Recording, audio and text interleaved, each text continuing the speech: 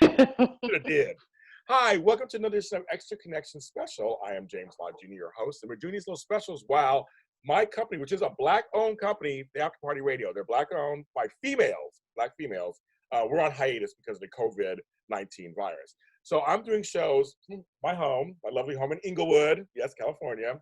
Inglewood, what? We're doing over here. And we are up to good these days, so I just want to tell you that. That is changing. We are up to good these days. You know, we're in a Brooklyn hat for my family in a BK, of course, Park Slope, Prospect Park. I'm representing everybody. And hiding the hair, that's crazy. We're going to talk to somebody, one of my favorite people in the entire universe. She knows this. I love her more than ice cream and rainbows. It's just a bright light. Actress and producer. You probably know her recently because I've had her on several of my shows with the Chronicles of Jessica Wu, of course, but her accent. But she's all-American from the San Diego area. My girl, Jasmine Hester. Hi, Jasmine. Hello. Thank you for having me. You beautiful. And you know I love you. I know you love me. It's a love fest. It's a love fest. So get over it. It's a love fest. Right. Right. So I do this anyway. I've been doing this anyway because of the virus, but now because of what's going on, I always ask my guests first, how are you doing these days? I am just taking it day by day because I feel like I have a roller coaster of emotions every single day, and I'm stuck in that loop of, like, you know, you can fall into that rabbit hole of just seeing video after video after video, and it's a lot. So I try to tell myself to, like, take breaks, but you almost can't turn away from it because you're like, this is happening in real time. People are finally realizing that, you know, we're not just complaining and whining. It's like, this is real stuff going on. People are losing their lives. Family members are forever scarred, you know? So I'm just trying to take it a day at a time, reach out to my family, my friends, try to, you know, have open dialogue with people. I would say, I'm going to piggyback on something you just said. I think it is very important. Our mental health as Black people, our mental health is very important. We have Black men and women who are addicted to lots of substances because they're trying to numb the pain of the everyday realities. There are people killing themselves, suicides at all-time high rates among Black people because they feel just displaced or not cared for, not valued.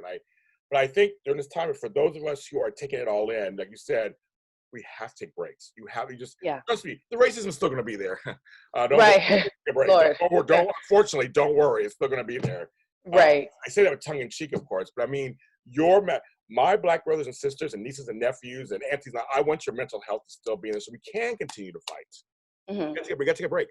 It's okay. You do. Don't feel guilty if you do, right? Just don't feel guilty. If you have to. No, I feel like sometimes, like, honestly, it causes so much stress. Like, even, you know, these past, week or so that we've just been bombarded with so many different parts of the story, you know, rest in peace, George Floyd and Breonna Taylor and Ahmaud Arbery and all the other ones that fallen before.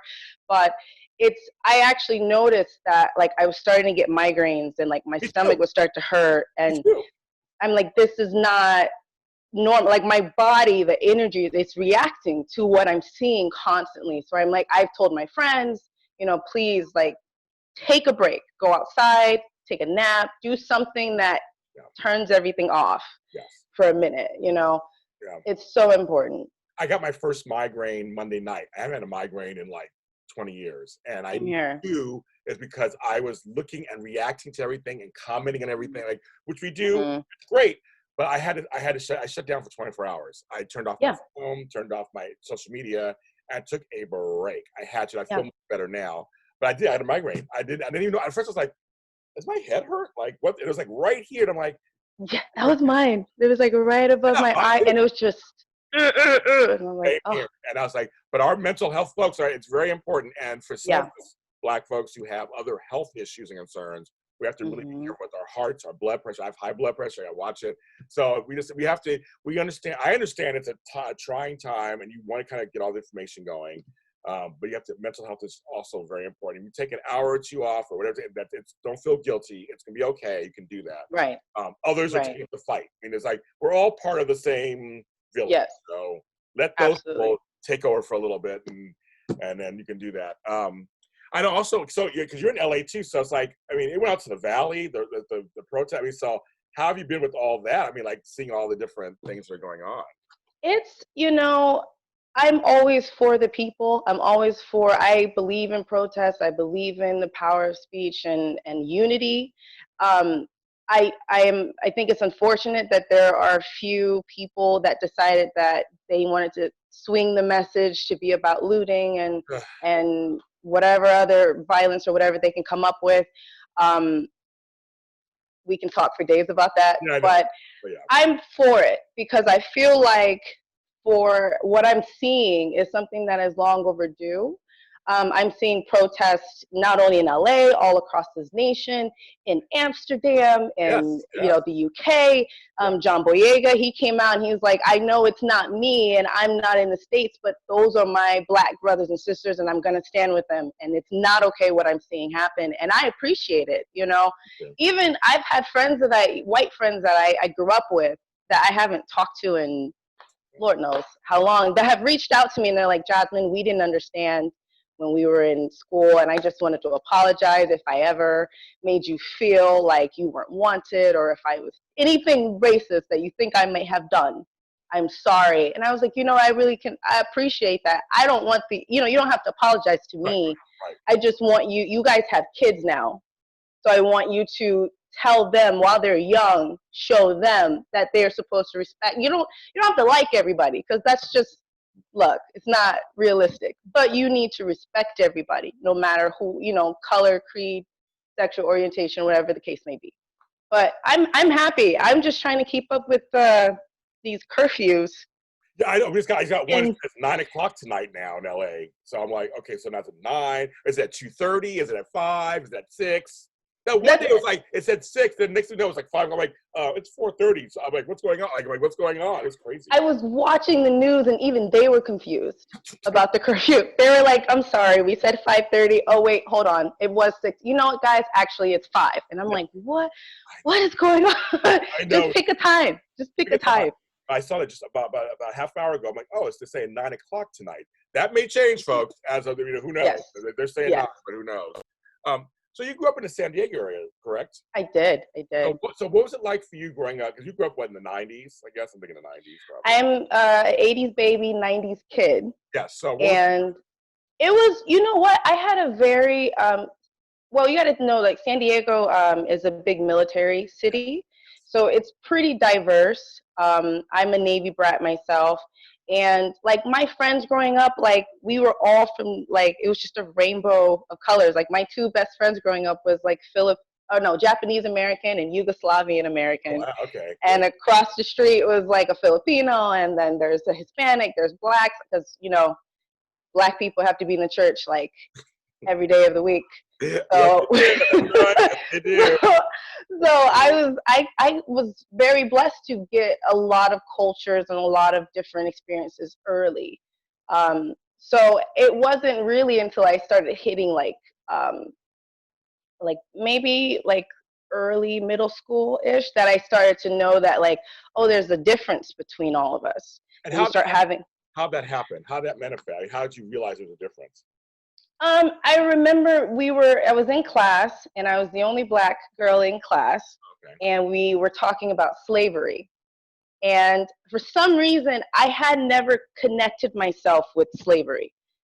And this guy in the class was like, wow, well, if slavery was real, that would mean that Jasmine would be a slave right now. And everyone, turned and looked at me, and that was like my, whoa, what are you saying? Like, this is, and that's when I started noticing, like, yes, I am different. And it was funny because it wasn't like we are different from each other. It was like, I feel like I'm the different one. Yes. So that was probably my first. Very interesting. Yeah. Well, it's funny. I told somebody on my other show, I go, here's what's so funny for you guys. I grew up in the ghetto. I'm here in South Central Los Angeles, and I didn't learn Black history until I went to college. Okay. How crazy is I that? can agree. No, I've had the same experience. I was actually embarrassed. I went to UCR. I graduated from UCR, and I had a Black studies professor, and I felt embarrassed that she was naming off people in our history and things that happened during slavery that I had no idea. And there were, other people there that were just like, oh, I know this. Yeah, I know that. And I'm like, what? Yeah, right. Where did you find this information? You know, I know the basics, you know, Yeah, yeah. In the basic, yeah. the basics. So I was very embarrassed. I had the Yeah. same experience as So I you. was like, how ironic is that? I'm in a mostly all black school, and I'm learning white history basically. That's what I was learning. Hmm. I had to leave LA to go to college to learn black history. Like, how effed up is that? I was like, this guy's just kind of like, that's crazy. That's why it's so, I feel like it's really important. Like as soon, I will always watch documentaries, or I'm always reading something or whatever. And so I feel like it's so important to just, if you learn something, like passing that knowledge is the best gift you can give somebody. I agree. I agree. You know, so they don't have to be like us and take forever to learn something that we should know. This is our history, you know. So And it's our American history, folks. amen. Black history, but it's American history. It all happened here Right. in America. And Hmm. so I'm glad that some schools are starting to teach that stuff. I'm glad. But you know, Yeah. again, I was a kid in the '70s, and so in the 80s, they didn't talk about that.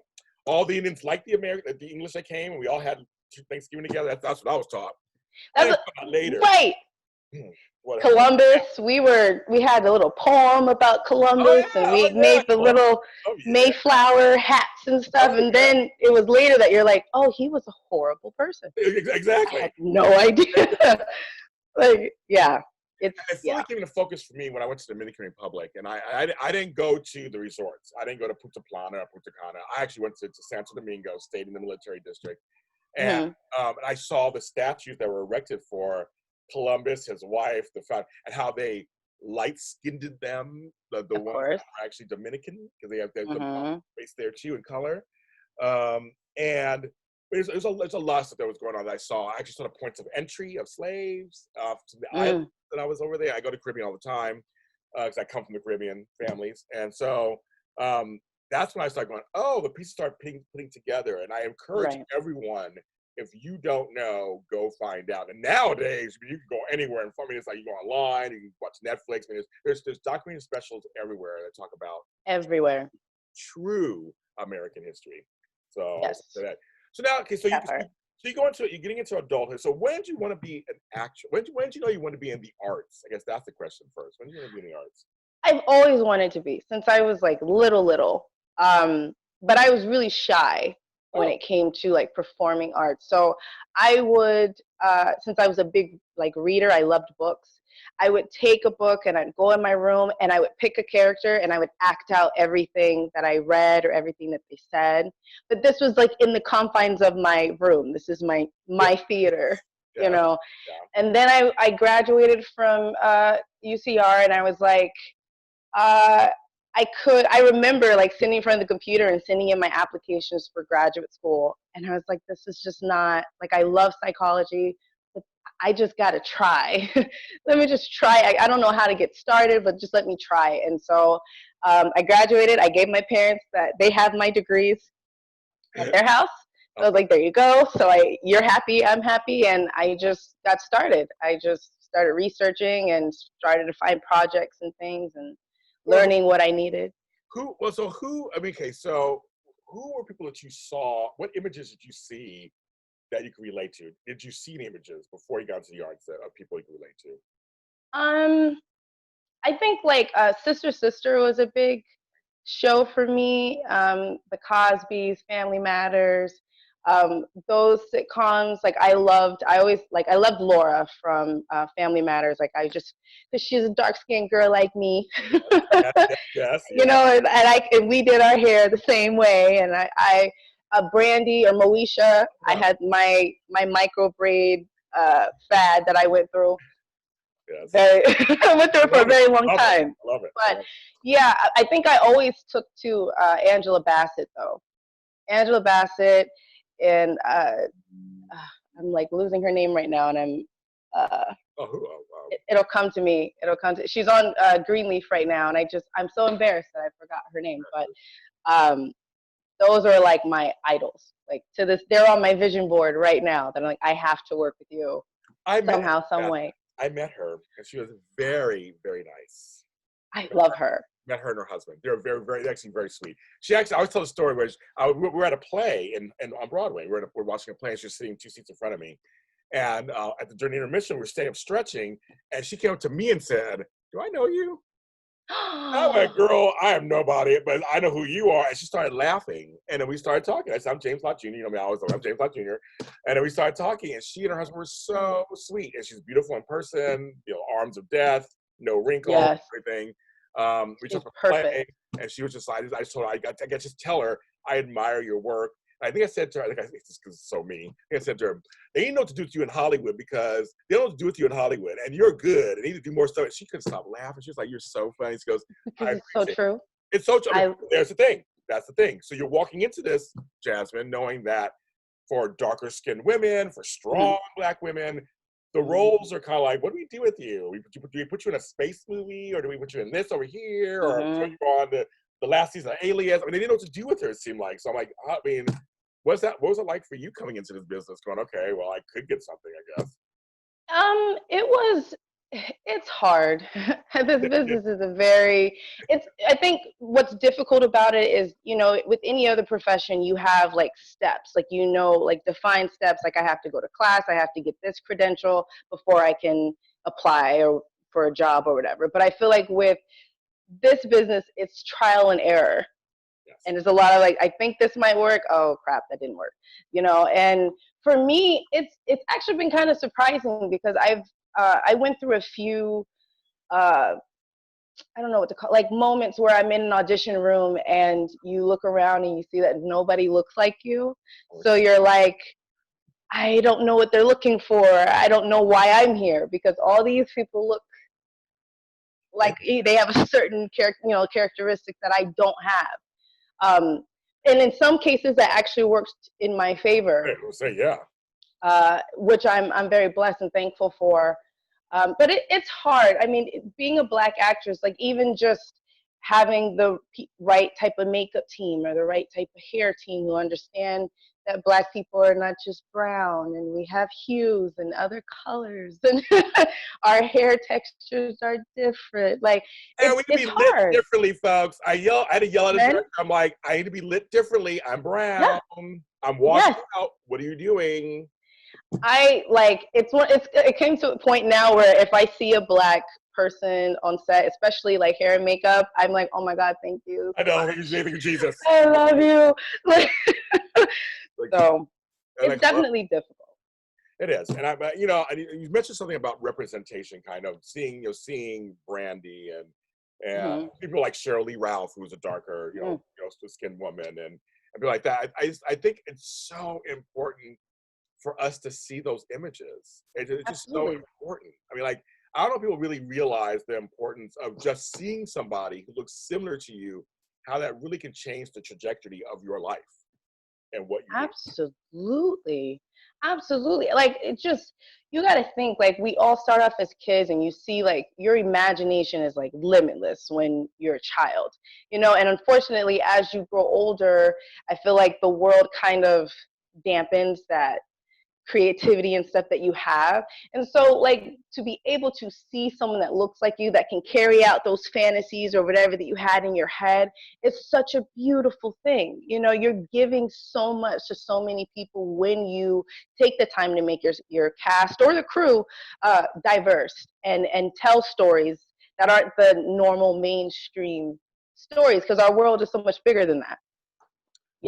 And Black folks are much bigger than that. We're not all raised the same. I was telling my dad, we don't all have the same experience. Right. We don't. People need to understand that too. Right. Like, there's some things in Black culture that we all just kind of inherently know, but we all, like, it's very, very different from each other. Even, from generation to generation, what my parents went through versus what I went through is very different. Both my parents are from North Carolina, the South, like, both born in the 60s. Like, my mom's gonna be mad at me for saying this. I don't know. I'm telling her a bit. I'm saying they look good. They're Black. She looks good. But their experience is very different, being out in the country of North Carolina in the South and having to deal with that versus me in San Diego, California, with more diverse, because in the South it's more black and white. There isn't really a lot of It is. Right, it's just black and white. There's not a lot of other ethnicities there. No. At least there's Back then, starting there to was become a little more. now. You're right, but back then. Right, but San Diego, it's like everything is here. So it's very, very different.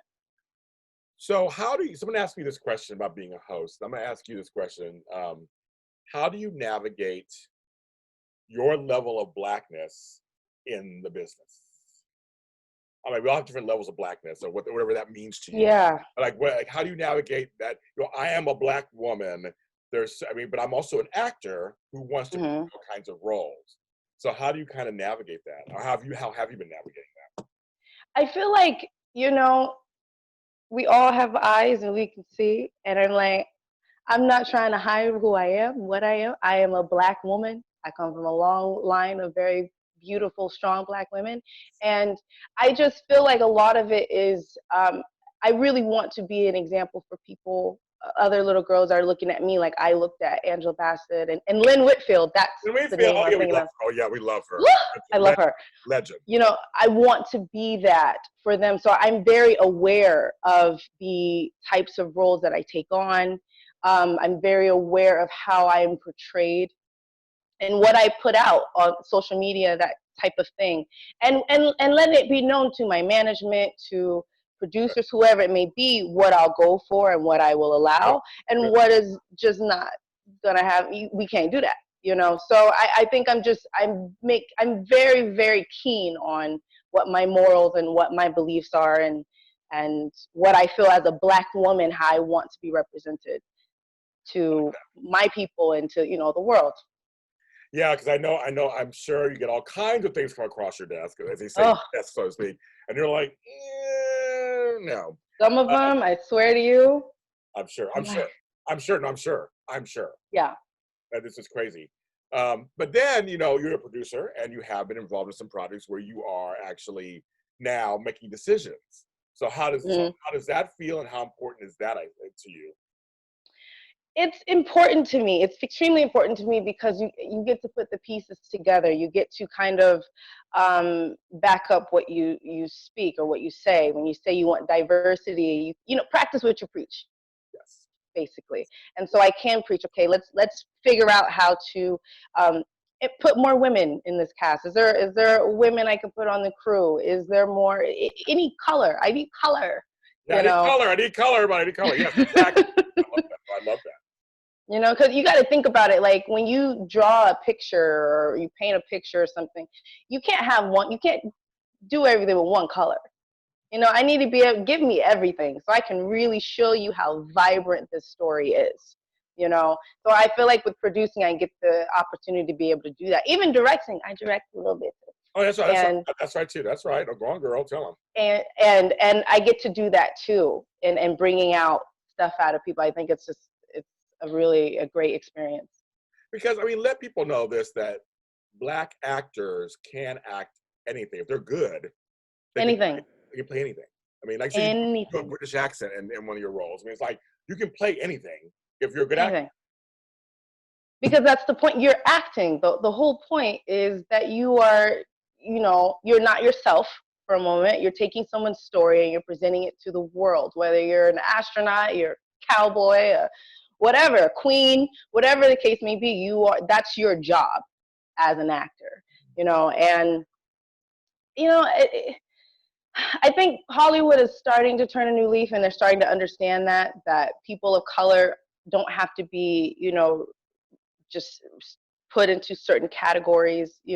Asians don't have to play, the meek people anymore. Black people, we can do more things and be, gangsters or whatever else, Or like Issa Rae, played the awkward black girl, the nerdy black because girl. that's our story. We're people.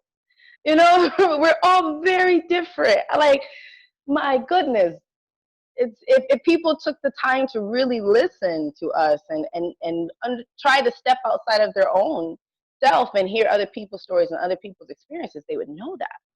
And I just don't get. I'm 51 years old, and I don't understand that we're still having this conversation that black folks are people, that black actors can act. it's just like it's not an urban production because there are two black leads. I mean, Right. I thought that Lupita did such an amazing job in Us playing the Yes. dual role of this And one type person. voice thing. Yeah, what crazy talk. It's like, but again, she's playing a role that traditionally is given to white girls. Traditionally given to like, thank God. Well, again, it had to be another black person. Had to beat that for her. But it's like, but still, it's like now we get to see that on a larger scale that black folks can play all kinds of things.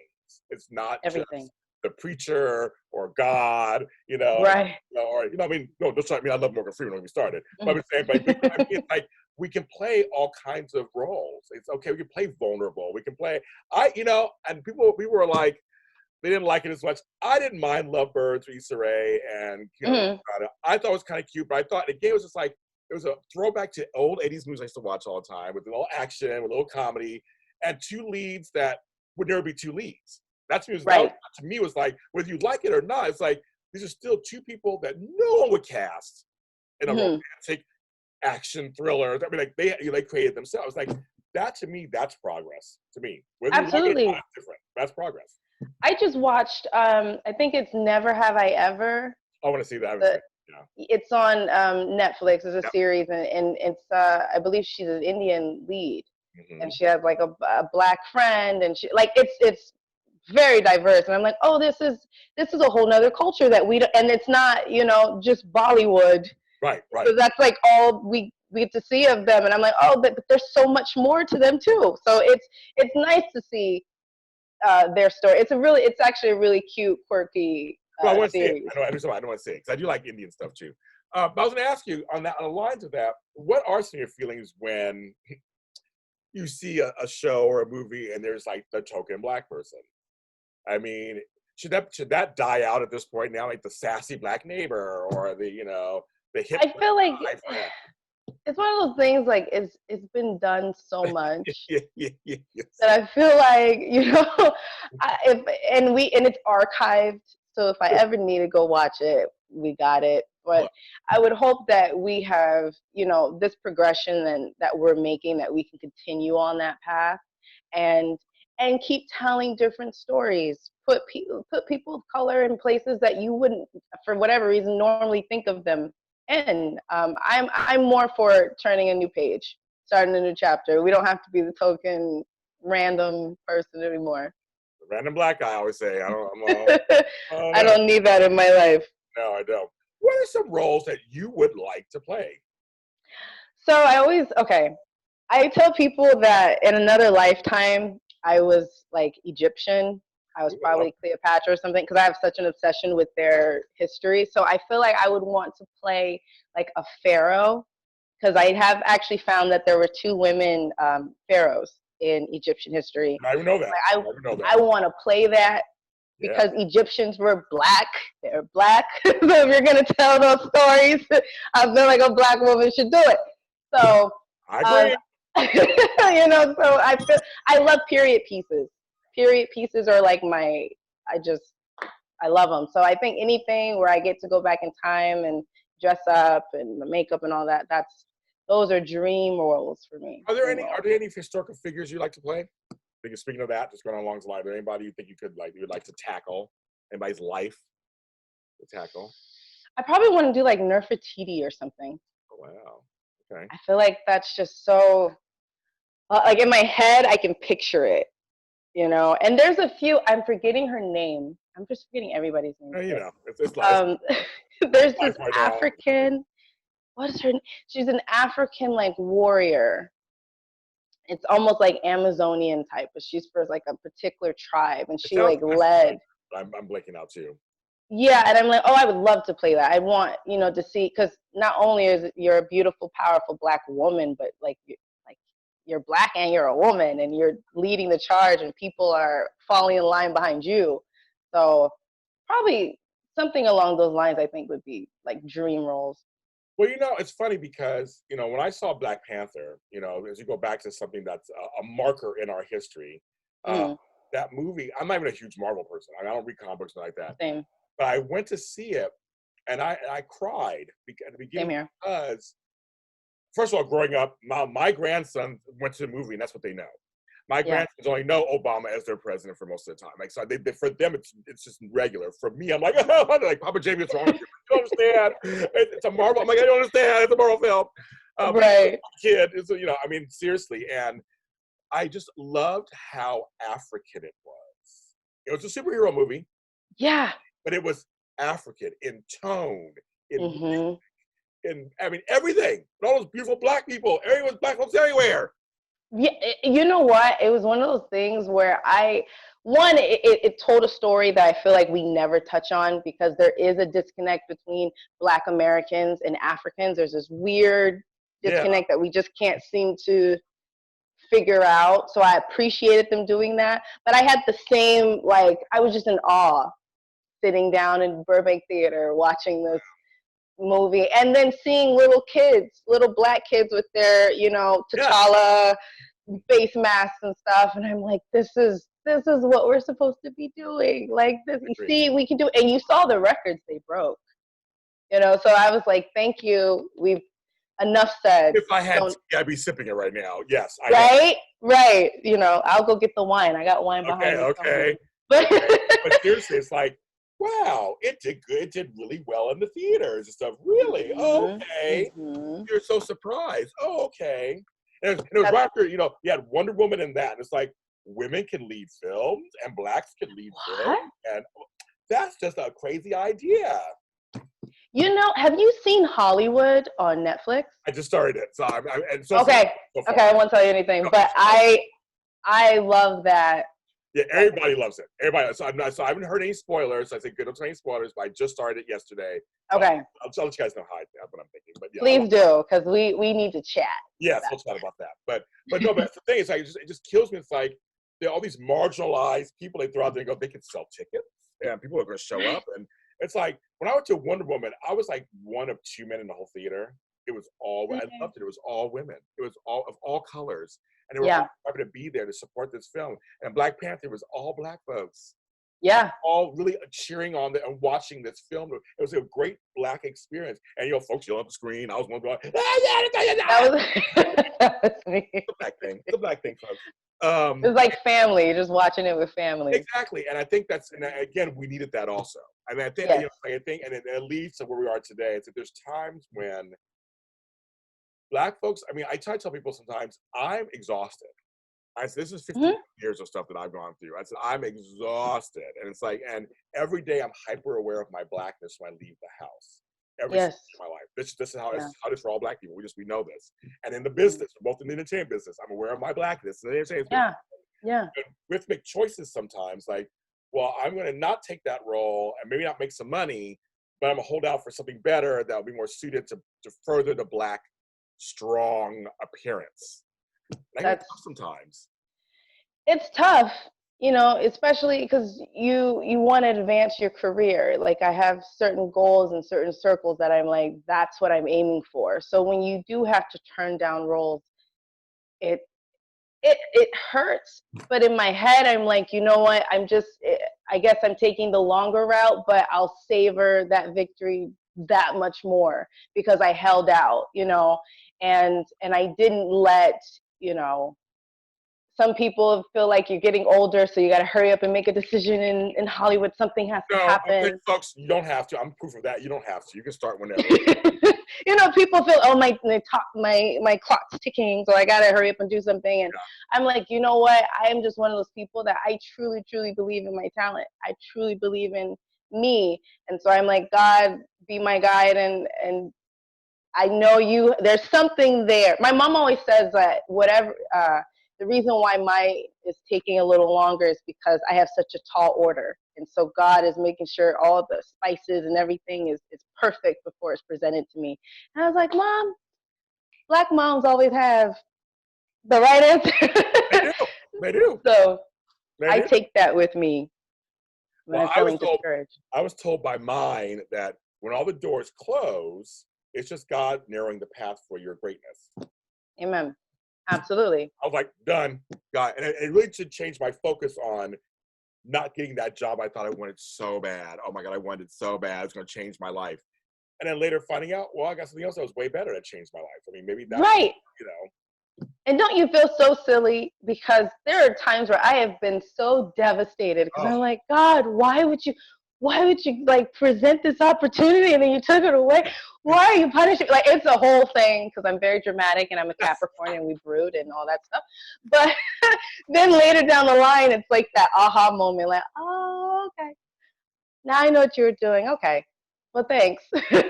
One of the roles, strong roles you're playing that's very different is on Chronicles of Jessica Wu. I mean, that's something that you are playing this. I mean, that show is filled with strong Black women who are playing roles that you don't see normally either. I mean, it's very different.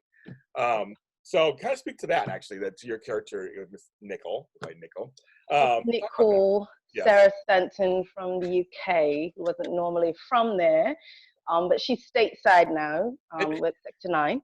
I love it. I love what you do it. I love what you do it. I love it. No idea. um, that role is a blessing.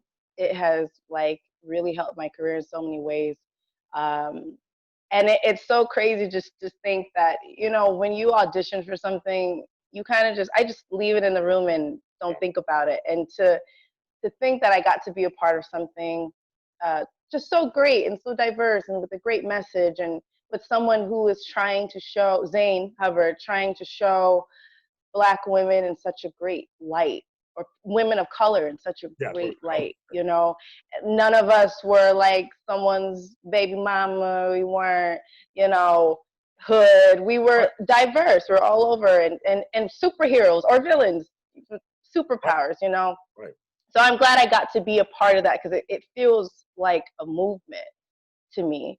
And I hope that people catch on to it and we get to continue with it. But it's been an absolute blessing to be a part of. I always liken it to, may she rest in peace, Diane Carroll, the amazing Diane Carroll. Oh, yes. Twice she broke barriers. First as Julia, playing Mm-hmm. a nurse, a single mother nurse. But then but the role that I, of course, loved her as on Dynasty, as Dominique Devereaux.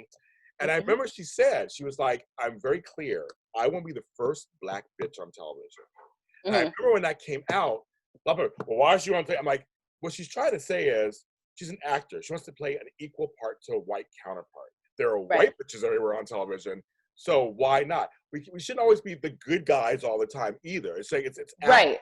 So when you just said villains, when you said that, I was like, yeah, you can't be Black villains that are complex also. Mm-hmm. We're just asking for the Because same it's a story. story. Villains have stories too. That's the point. That's why we gravitate towards them because every villain, I personally like playing villains more than I like playing Really. the good guy. And that's just I don't know. And you're like one of the nicest people on earth in real life, so of course it makes sense. Of course it makes sense. Because I feel like villains are so uninhibited. So I get to just kind of live through them. Like they are fully aware of the consequences and they don't care. That's Versus me in real life, I'm constantly weighing out yeah. like, oh, I shouldn't do that, and so it's nice to just be able to like not care. But it's all stories. You can find something to relate to the worst characters, and they each evoke emotions out of us. Like they're doing their job. There's always those characters you love to hate and you hate to love and all that, Yes. all that's been between. So Yeah, that's very true. And but again, we're back to this. These are actors who want to play multiple roles, and yes. you should have the choice to play Mm-hmm. multiple roles, not just well, you gotta be the magical Negro, always be good and always be this. Like that's good too, and those images are really good to have also. But Yeah. you got to play the spectrum and have the choice to play the spectrum as your other counterparts do. I think that's a very important. Right. Just don't put us in a box. Exactly. You don't put our counterparts in a box. Don't put us in a box. Don't put anybody in a box. It should simply be whoever is talented and qualified to carry that role. That is who should be there. Point blank and period. Like I that's love it. that. As we wrap up, I'm going to talk to you forever, but as we wrap up, what would you like to? I mean, we've been here before. Outrage, Yeah. rioting. I mean, I was here in '92, rioting, all that stuff. But what would you like to see, personally yourself, see kind of be born out of this? I have noticed, as we said earlier, that we have support from all over the world. Other people are protesting, and Black people are coming together. Even gangs and stuff are coming together. And it bothers me when we only come together when there's a crisis. We only come together when something tragic happens. And although this is very important for us to be together with and have our numbers and have our voices heard, I don't want us to lose our momentum and go right back to things as they were beforehand. If Black Lives Matter as much as we say they do, then we need to practice what we preach. We need to be there for each other. The division that we have within our community is shameful. It's shameful that we have to and over the most asinine things, colorism or team natural or team weave or whatever. Exactly. I just want to see this continue, and I would like it also to be a clear and distinct message to the police departments around the nation that you need to weed out the bad apples, as you like to call them. You need to weed them out because this behavior is no longer tolerated.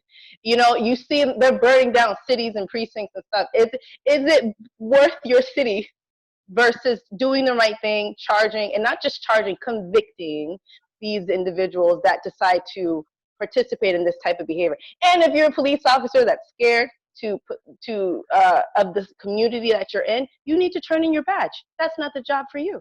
It's very simple. It's no harm, no foul. I'm not trying to offend anybody, but that's just what it is. So I would hope that we've sent a very loud message to the world, to the Karens and permit patties of the world, that we're tired of not being able to just live, to just breathe, to bird watch, to walk, to jog, to whatever. We're human. Let us live. So I'm appreciative that people are opening their eyes and researching. So I just hope that can continue. I second all that.